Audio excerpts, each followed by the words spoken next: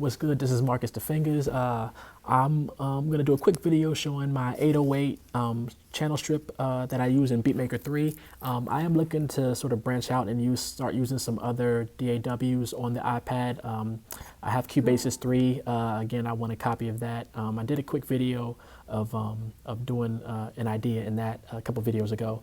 But for this one, people have been asking, what is my 808 channel strip? And to be honest, I sort of adapted my current channel strip from a video that Henny the Business posted. And I'll share that probably up here. If I can get my sharing right here, I'll put a video link for the Henny the Business video that I sort of adapted this from. But give you a quick overview. So here we are on the iPad.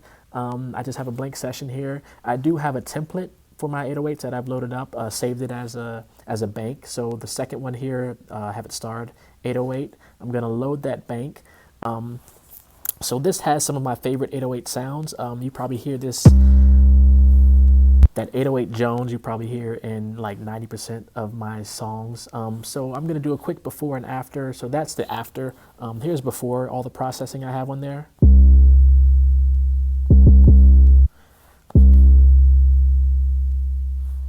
Which actually sounds pretty, it actually sounds pretty good as is, but I just added some others. So here's the after. So you hear some harmonics being added. You actually hear some high end being added, a little saturation and tape things. So we'll go down. So I start with the saturator here at about 55%, and then adding a little bit of gain, about 1.2 dB there. From that, I'm going to FAC transient just on the default preset here. I haven't changed anything here.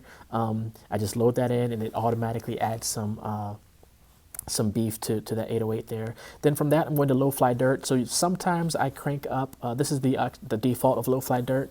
Sometimes I crank it up depending on how loud I want it in the mix. So I may adjust the knob here. I may adjust the input going in, sort of balance the dry wetness in the input there. And I usually leave the output all the way up. But leave it on default mode. You can toggle through the modes if you want.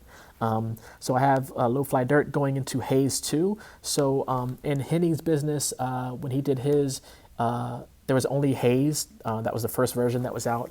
Haze 2 came out, I think, towards the end of last year, 2019. So now I use Haze 2, and I only use that to make the low end a little bit wider.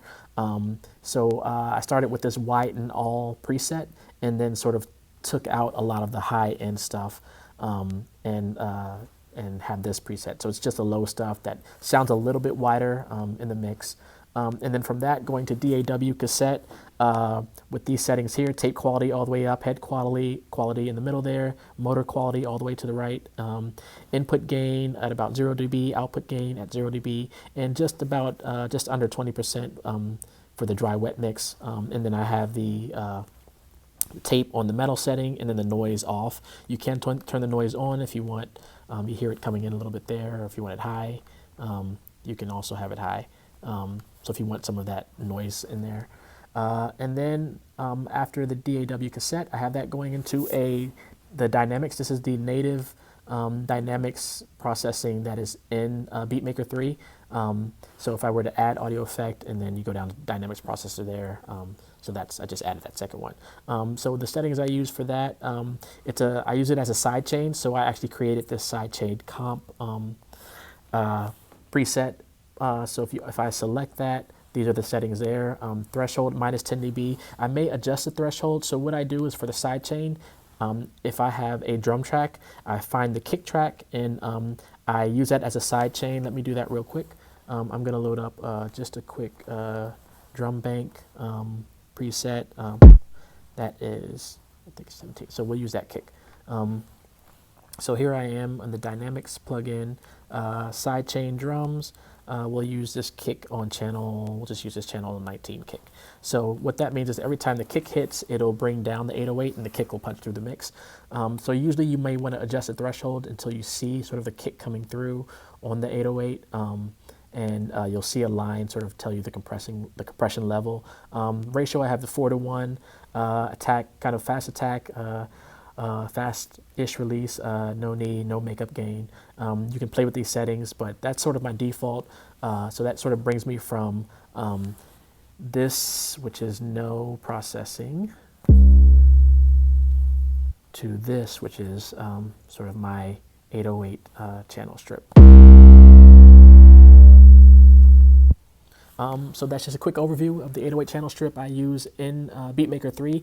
Again, most of these plugins, except for the dynamics at the end there, are and the saturator at the top, but these plugins in the middle you can use. They're AUV3, so you can use them if you use Cubasis or Nano Studio or GarageBand, whatever other applications you use.